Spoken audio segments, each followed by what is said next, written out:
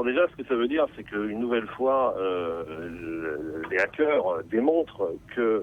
Internet a révolutionné un petit peu notre rapport en termes de champ de force entre États, puisque cette réussite, qui est peut-être le premier échec en termes de cyberguerre pour les États-Unis,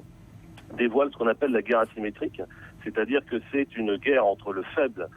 et le puissant. Et cette guerre, eh bien, écoutez, je pense que la Corée du Nord vient de la remporter. Alors après, ce qu'il faut voir derrière, c'est qu'effectivement, on sait que la Corée du Nord a développé depuis plusieurs années une technologie de pointe en matière de cyberattaque, mais on sait aussi qu'elle a fortement infiltré des réseaux d'échange utilisés par les hackers du monde entier, comme le réseau 4chan utilisé par les hackers d'Anonymous. Donc il n'est pas aussi interdit de penser que des hackers qui ne savaient pas du tout pour qui ils travaillaient ont participé à cette attaque qui a permis d'infiltrer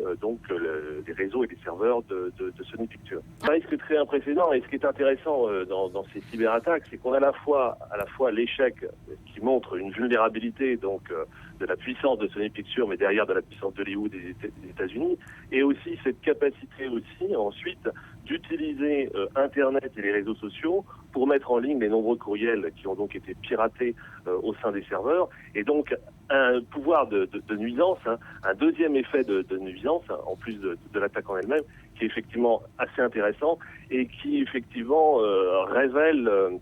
ce qui risque de nous arriver dans les années qui viennent. Et surtout, je pense qu'au niveau géostratégique, il va falloir revoir complètement notre analyse du rapport de force, comme je le disais, entre États.